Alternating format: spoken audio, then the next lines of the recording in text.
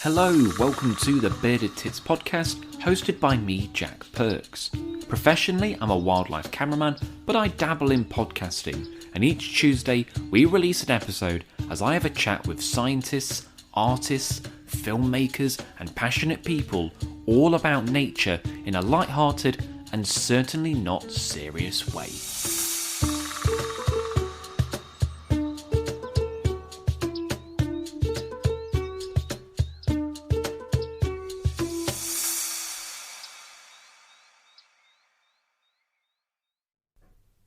Hello and welcome to the Bearded Tits podcast. I'm your host Jack Perks. Now today my guest is Rob Collins from the Rivers Trust, and we're talking about the subject of forever chemicals. Now if you don't know what they are, that's basically chemicals that enter our rivers, not just via sewage, lots of different pathways, and are all but impossible to get rid of, or very difficult to get rid of. I thought I knew about this subject. It turns out there is so much more to discover. Much of it quite worrying, but it's really interesting stuff. Now this is the bit where I plug buymeacoffee.com. Now if you don't know about that, it's basically a way that you, the listener, can support the podcast. I run this podcast on my own with no funding. I'm not sponsored, I don't do anything like that. So the only way that I can keep going is via you, the listener, chucking me a couple of quid every now and again. I think it starts at £5, so it's the price of a pint or a coffee. If you've enjoyed these episodes and you think, you know what, if I ever met Jack, I'd buy him a pint or a coffee, then why not chuck one in? And it just helps me to become independent. I can say and do what I like, and keeps the ball rolling. So please do so. I've noticed a few of you have donated but not left messages, which is absolutely fine. I really appreciate you sending some money in. But if you want to leave a message, I'll read that out in future episodes. But one or two people have already donated but not put a message, which is absolutely fine. So yeah, appreciate that. Thanks for chucking it in. Before we start, I also want to issue a correction. I'm going to sound slightly like a disgraced Tory MP now, but I got someone's name wrong, got a guest's name wrong. So a couple of episodes ago, I think it was 142. I'm going to say 142. Let me just double check. 141, sorry. Episode 141, Wild Swimming to Watch Wildlife with Nicola Morris, I said in the podcast, but her name is Nicola Crockford. And she was very confused as to who Nicola Morris was. So I just want to point out that I say in the episode her name's Nicola Morris. It's not. It's Nicola Crockford. My bad. I've got a short attention span on the best of days. I'm dyslexic. Whatever excuse I want to use, I apologise for that. But I got her name wrong on that. I haven't got Rob Collins' name wrong, though, and that's our guest today. So we're going to be talking about forever chemicals. It's such an enlightening chat. I learned so much from this, and hopefully you'll get a kick out of it as well. Here's our chat. Welcome to the podcast, Rob. Thank you very much. How are you doing? Yeah, pretty good. Yeah. Good. Thanks, Jack. That's all we can ask for in life, isn't it? So we're talking about a subject that I know very little about, really. So I'm quite excited, which is forever chemicals, which sounds very dramatic. But I think, firstly, just want to say who you are and what you do, and then we'll get into these chemicals. Yeah, sure.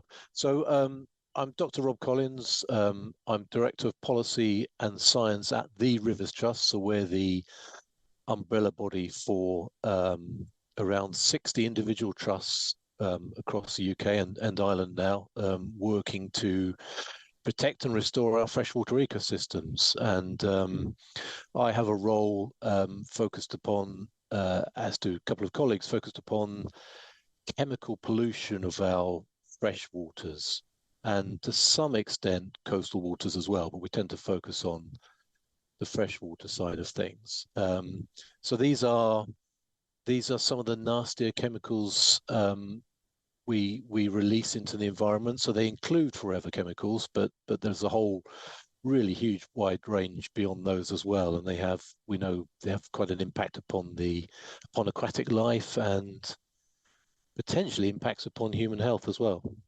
Wow. So, because I guess everyone talks about sewage, and rightly so, we should be talking about sewage, but this isn't necessarily connected to that, is it? Is that right? You're right. It's a complex issue. Yeah. These hazardous chemicals are released from or a number of different sources. So it can be from agriculture, for example, pesticides or veterinary drugs washed off agricultural land into the river. industrial chemicals, a whole range of other chemicals washed off our roads, so in the urban environment and transport and so on, and in our homes as well.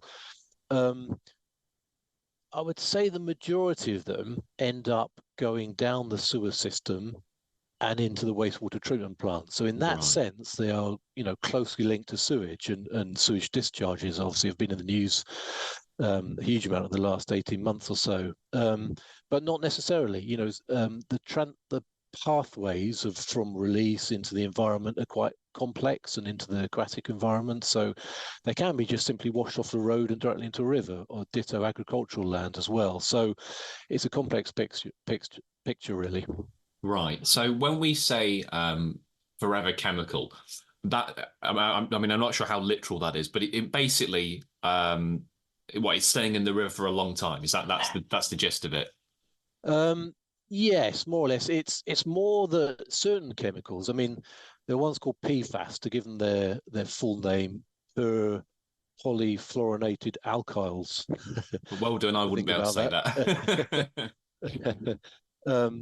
Which have hit the news recently, and they are kind of known as the forever chemicals because they persist in the environment for up to 1,000 years. They really just don't Wow. break down, and well, we know they have harmful impacts upon again aquatic life, whether freshwater or coast marine life, but also human health as well. But those they are very persistent, and they and certain other chemicals can also be bioaccumulative, so they build up in the food chain. So all of that means that yeah, they hang around in the environment and in the aquatic environment for a really long time. So when these chemicals find their way into the rivers and into different animals and whatnot, how do we get rid of them then? I guess that's the $1 million question, isn't it? Like, because obviously if they're not going to break down over time and we don't want them there, what is the removal method? Yeah, that's a real key question because, as you pointed out, once they're in the environment, and it's not just water, it's air and soil as well, beaches. It becomes really tough then. So if you take PFAS already in the river, that's a really tough problem to solve. So what we really need to be able to do is tackle them at source, and prevent their release into the environment in the first place in such quantities. So it's about, I mean, there's a lot to this about what we do about the problem, but one really important aspect is tackling them at source. So by the Right. time they're released into the environment, you've got a big problem on your hands. So you want to kind of address the issue at source and prevent them getting into the environment in the first place. So that means, for example, in the most harmful of these chemicals, you want to sort of slowly phase out their use or rapidly phase out their use, except for perhaps the most essential uses, for example, in medicines, for example, or the medical profession. So it's got to be tackled at that level, tackle it at source. It's so much easier and cheaper to do that than trying to remove once they're in the environment. Because isn't there a lot of talk at the moment about a certain pesticide that they're trying to bring back for I guess agriculture for pests, but there's a worry about bees and whatnot. But presumably that can end up in rivers as well. You also kind of briefly touched on pet medicine, which people might find almost funny, but it is a problem, isn't it? Like the flea treatment that gets into rivers can have massive effects, can't it? It absolutely can. So it's fleas and worms and tick treatments. And yeah, we did some work recently in the Rivers Trust with the Wildlife and Countryside Link to look at these pet parasiticides in rivers in England. So we interrogated the Environment Agency database on chemicals, and you're right. So we find things like fipronil in around 37% of rivers, but every time we found it, so that's one of these pet parasiticides, it exceeds the standard that's set or proposed to protect aquatic life. And another one of those actually is what you were mentioning there is a neonicotinoid pesticide. That's the one. Yeah, Uh, that's the so one. they have been uh, somewhat banned, uh, but one or two of them, or one in particular, has had emergency exemptions in recent years to it's used on sugar beet to prevent aphid infections. So and those are really worrying chemicals, and you can find those in our rivers as well. And you can also find some of those that have been banned, banned 2 or 3 years ago. We can find those in our rivers. So there's a sort of a legacy problem. And that's actually true of certain chemicals that were banned 20, 30 years ago. You can still find them in rivers and groundwater and coastal waters. So, even when we do something about it, there's that time lag. There's a real, we call them legacy chemicals. There's a real problem. So, if we don't act now, we're storing up a problem for some decades. In some cases, the more persistent pollutants, anyway. Because we know that if we do ban some of these chemicals, obviously there are upsides. Because I mean, the classic one is DDT, isn't it? Which was widely. I can't remember the exact use for it. You might be able to correct me on that. But I know that had big problems with things like otters breeding and certain birds. It would thin the eggshells, so it would stop them. And then we obviously got rid of that, and then that has been shown to really help a lot of our wildlife. So we know if we can find an alternative for these chemicals, it's beneficial for the environment. For sure, yes. And there's something called the Stockholm Convention that has banned some of these more dangerous persistent organic pollutants some decades ago. And you're right, we've seen in a variety of wildlife, otters and marine life as well, declines in those concentrations in the tissue of the actual animal. So that's a good news story. The counter to that is we're using chemicals in quantities that are increasing all the time. So I think there's some indication to show that between something like 2017 and 2030, we will double the amount of chemicals we use globally. So all the time, new emerging chemicals are coming onto the market, and we're finding, going back to PFAS, for example, although it's not all about PFAS, but levels in otters and so on, I think, and other animals, in marine animals and wildlife connected to the river, we're seeing PFAS levels of a worrying level in those animals too. So there's some good news stories to show that if you're right, if we do act, we can do something about these. But the challenge is dealing with all these other chemicals that are coming onto the system, being released into the environment. Just tracking those is hard enough. We don't have sufficient funding to monitor them well enough.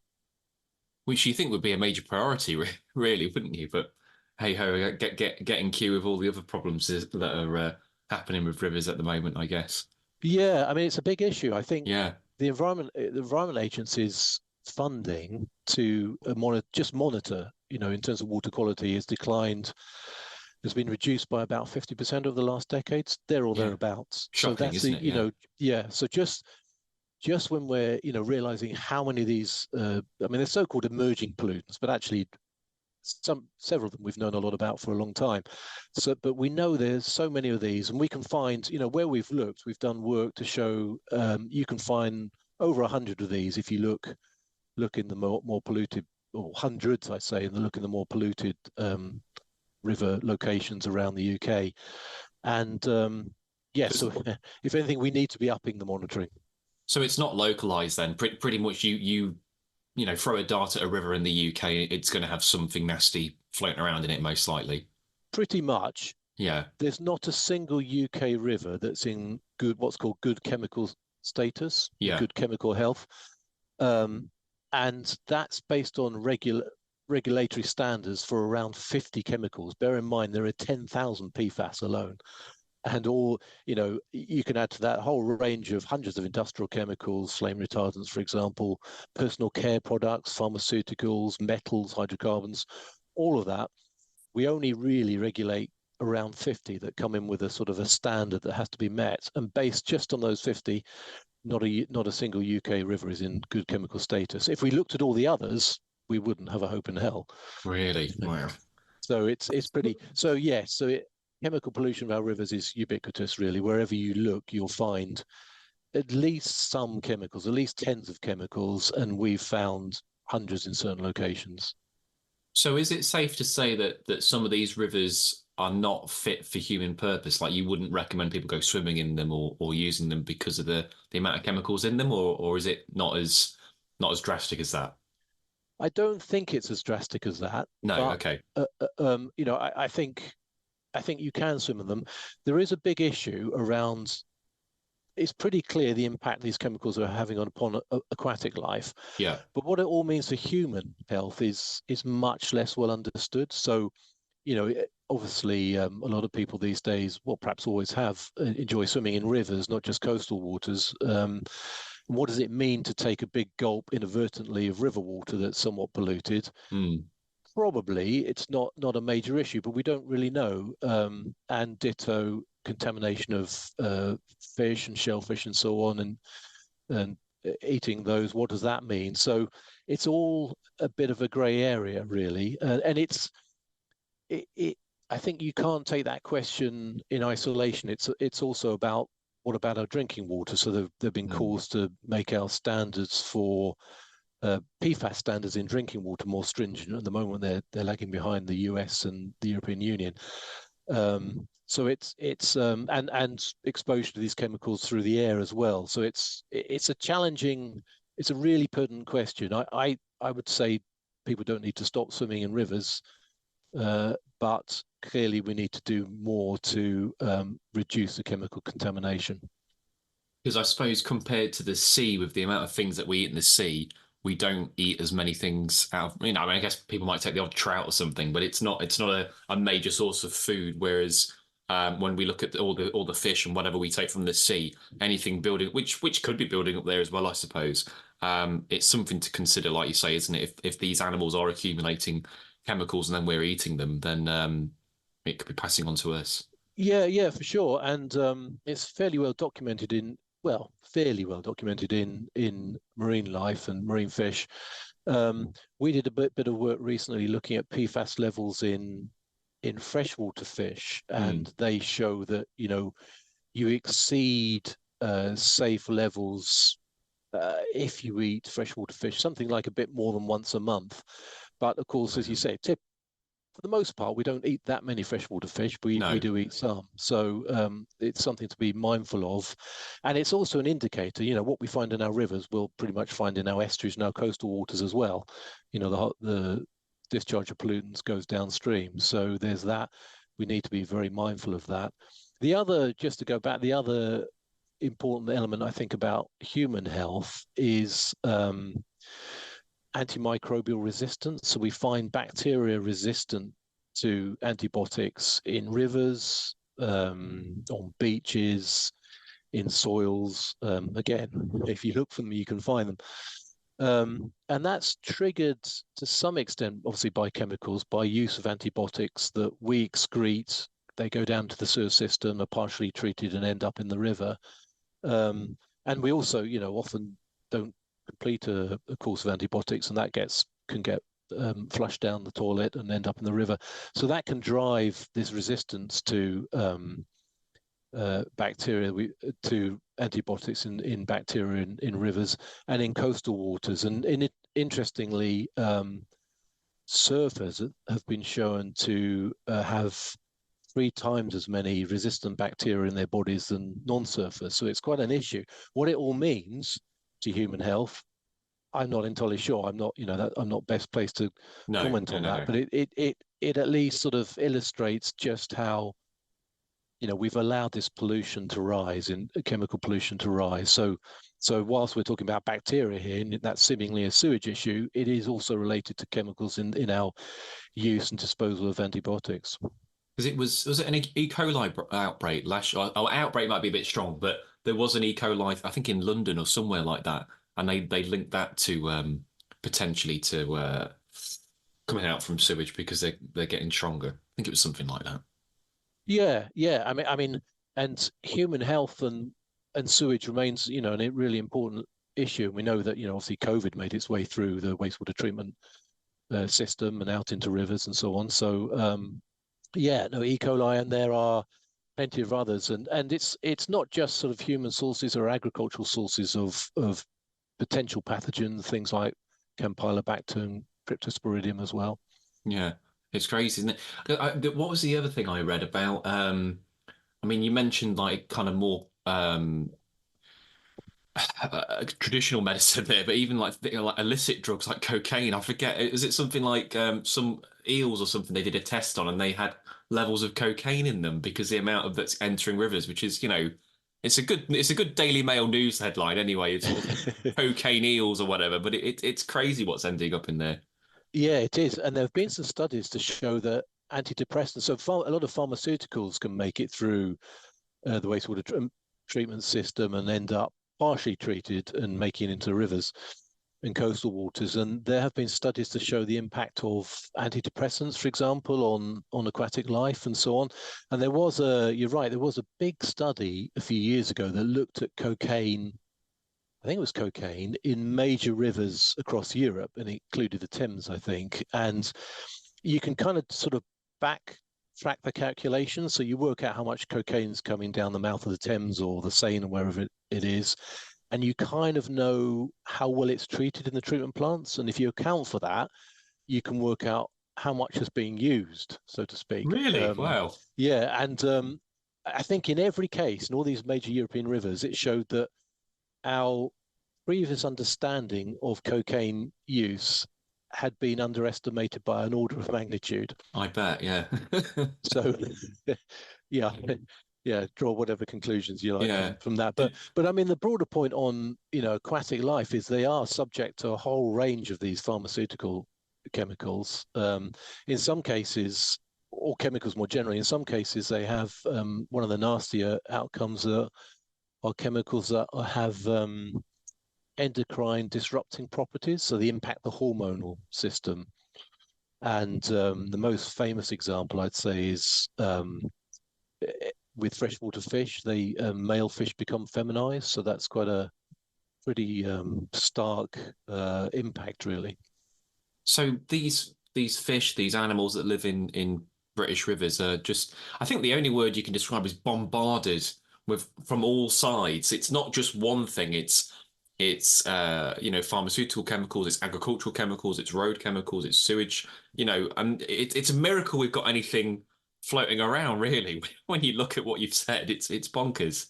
It's funny because I think you hit the nail on the head there. I often think that myself, that knowing about, particularly in the more polluted spots, and I think what happens is you end up with sort of a less diverse population of whether it's fish or invertebrates. You just get the hardy ones who sort of dominate.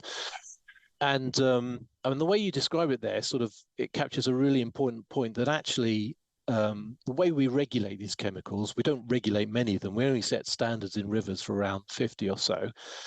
But of course, they come in mixtures, chemical cocktails. And, the poor old fish doesn't much care that we've regulated a particular chemicals. It cares about the overall impact of all these, huge number in a great big mixture. And the science has showed us that actually these mixtures they sort of augment the detrimental impacts by combining. So the combination itself makes things worse. And the trouble is, at a sort of policy level, we don't deal with that very well. We don't set a standard for the mixture. We only set a standard for the individual chemicals. So that's a real challenge, actually, how to deal with that. And what can Joe Public do? Like if someone, I mean, I guess chemicals can be difficult because it's not something you necessarily see either, is it? It's like, I mean, I think people think like, oh, we're going to walk along the river and there's going to be a sewage pipe firing out nappies, and it's not always like that. So it's often more subtle. But if someone does notice that there is some sort of chemical issue, what should people do? Well, if they notice something walking along the riverbank, they can notify us or their local rivers trust or the Environment Agency. The Environment Agency has a hotline to pollution incidents, so they can take immediate action in that way. We also have our Big River Watch app that has been quite widely used, and that you can use to flag. Visual clues, I guess, is what we're talking about here. But there is, beyond that, but you're right, actually, it is hard to pick up on. Often you can have quite a polluted river with respect to a number of chemicals, and you won't be particularly apparent, if you just walk along the river bank. But I guess there's another issue that I think we need to do more on as a society, and that is we need to raise awareness across the board about this, but public awareness, because we all use chemicals in our homes and in the garden as well that we could probably could use more sustainably and dispose of in a more sustainable way. So there's that element the public can, there's a sort of behavioural change that we can all take into account that can make a difference. And no one thing sort of solves the problem in itself. There's several elements we need to implement, but that's something that we can do as individuals when it comes to chemical pollution. Because it surprised me that things that you wouldn't even expect, like the one that always shocks me is Fairy Liquid, which, I'm sure many people will use Fairy Liquid in their homes to wash their plates. But if you look on the back of it, it says toxic to the environment. And obviously, if that goes down your drain and it's not being screened properly, going into a river, that's releasing toxins. So I don't use that anymore. So there'll be lots of things that will surprise you that you don't think, oh, this isn't an issue. Just check the label on the back because you'd be amazed at what is a problem. But I guess the counter to that is that the water companies should be properly screening this stuff. It shouldn't be ending up in our rivers in the first place anyway, should it? No, you're right. Exactly. A lot of stuff we think is seemingly okay comes with, some level of toxic impact. And the way the system works is as you described. Typically, stuff goes down the toilet or down the drain and ends up into the treatment plant, and it's somewhat treated. It depends on the chemical. Some chemicals will be treated very well, others not, and they'll end up more into the river. But the other challenge is, and this is why it comes back to sort of addressing the problem at source, is that if the treatment plant does knock out a particular chemical quite well, it can end up in sewage sludge, and that can be applied to agricultural land. So it's just being passed around. Yeah. So, for example, microplastics are knocked out very well by the wastewater treatment process, but if that sewage sludge that's left is then applied to agricultural land, it'll be full of microplastics. So it's actually, yeah. So it's not, and some of these chemicals, I mean, it's very much chemical dependent, but some of them you need almost drinking water treatment standards bolted onto a wastewater treatment plant to actually really knock them out. So some of them really are, persistent and hard to get rid of. So others much less so. It just depends on the nature of the chemicals concerned. So, but that's why, again, we need to sort of tackle the thing at source, and that's why we can play a role as individuals in in our homes and gardens. Yeah, no, that makes sense, Rob. Well, look, I mean, it's been fascinating and slightly worrying hearing all these problems that rivers have, but it's interesting to find them all out. Is there a I mean, you kind of talked about it a little bit, but is there a solution for the whole thing? I mean, I guess that is the thing, isn't it? Is there a way to stop it, or is it mainly kind of more bureaucratic, like comes down to legislation and stopping it at that level? I think it's a mixed bag, really. We do that high level definitely has to play a key role. So we need to be banning or phasing out some of the worst chemicals, that's for sure. Yeah. And that comes down to our regulatory and authorization system. But then there are other things we can do. We've talked about the monitoring, but we also need to invest more in wastewater treatment. We need to invest more to tackle storm overflows for sure that are linked to the sewage system. But we need more for example, to support farmers. Pesticides, for example, that end up in a river represent an economic loss to farmers. So we need to support farmers in providing advice and guidance to, better target use of pesticides, for example. We can do more in the home, as I mentioned. So there's several elements. It cuts right across society, I think, in what we can do about the problem. Yeah. But much greater awareness is the first step. So in the same way that, media and the wider public have been so much more aware of sewage recently over the last couple of years, I think just now we're getting a creeping understanding here and there that actually it's not just about the bugs, the bacteria and the viruses, it's about the hazardous chemicals as well. So we're beginning to see that recognition grow. Yeah, no, I agree. I think it is kind of filtering through the public zeitgeist a little bit more. If people want to find out more about the Rivers Trust, and you mentioned the app as well, what's the best thing for people to go to? Is it website, social media? Yes, well, a bit of both, really. So come to our website, you should be able to find everything there, but social media as well. We're pretty active these days on social media. We have a network of, as I mentioned, individual rivers trusts around the country. So, feel free to contact your local rivers trust as well. Yeah, I think. Well, I mean, I'm on the Trent catchment, so that's mine. But everyone should have one nearby, which will do kind of more local things that will be relevant to people as well as the wider stuff that you do. Well, look, That's right. Yes. it's Yes. been a pleasure, Rob, talking about it and finding out a little bit more about it, and will make me think twice before I start swallowing a load of river water next time I'm bobbing around in the Trent, maybe. But yeah, thanks for coming along. No, thank you very much. Thanks to you, Jack. And the more exposure we can get to this issue, the better. So thanks to you. That was Rob Collins from the Rivers Trust. I definitely recommend checking out the Rivers Trust website. I'm an ambassador for the Rivers Trust. I'm very proud to work with them. They're a great organisation. They've also got lots of local branches, so whatever kind of catchment you are in the UK, there will be a Rivers Trust representing that catchment. So it's well worth looking into. The statement that caught my attention was when Rob mentioned that it's not recommended to eat freshwater fish more than once a month. That's quite shocking, isn't it? Now, typically in the UK, we don't eat freshwater fish much. I mean, trout occasionally, but it just makes you think, Jesus, like, is it that bad that we can't eat fresh fish that regularly?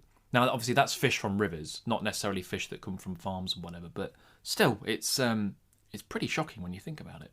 So this is the part of the podcast where I recommend one of my previous YouTube videos for you to check out. If you're not subscribed to my YouTube channel already, it's Chasing Scales. Highly recommend you check it out. There's lots of content on there. And the video I'm recommending today is about an osprey hide in Rutland. It's River Gwash osprey hide. And basically I go and do a review. I did a few of these on the channel. I haven't done any recently, but I maybe might start doing them again. But what I used to do is I would go to wildlife photography hides and film a review and just let people know, is it worth the money? What are you likely to see? And this particular day, I went to this hide in Rutland, and it was mental. I'll let you watch the video, but it was crazy. I got so many shots of ospreys and them diving. It was really good. So there's a link in the description to this podcast if you want to watch that, or you can just go to my YouTube channel. If you type in osprey, it'll pop up. I've also got a YouTube live event which I've been mercilessly plugging in the last few podcasts. So on the 21st of March 2024 at 6:30 p.m. You can check me out on YouTube, and I'll be doing a live event. I haven't done one for a couple of years. I'll be talking about the podcast. I'll be talking about Britain's hidden fishes. I'll be answering your questions live. I'll probably be pouring myself a little whiskey or two, and we'll just have a good old chat. So if you can join me for that, it'd be great to speak to a few of you guys as well. If you can support us on social media as well, on Instagram, it's @FishTwitcher. On Twitter, I think we've got our own Twitter account, though I don't do much with it, but that's Bearded Tits Podcast. Or you can follow me directly, Jack Perks Photo. And on Facebook, same thing, Jack Perks Wildlife Media or the Bearded Tits Podcast. Now, next week, I am going to be doing a slightly different kind of podcast. I'm doing careers advice, which you might think, Jesus Christ, Jack, that sounds terrifying. But I'm going to tell you a little bit about how to break into the industry of wildlife camera operators, wildlife photographers, and presenting, and just kind of give you some helpful tips and hints. Try not to be too downer, because I realise I can be a little bit pessimistic at times. But just if people want to break into those industries, I'm going to give you some tips and hints on how to do so. This has been the Bearded Tits Podcast. I've been your host, Jack Perks, and I'll see you next Tuesday. Cheers.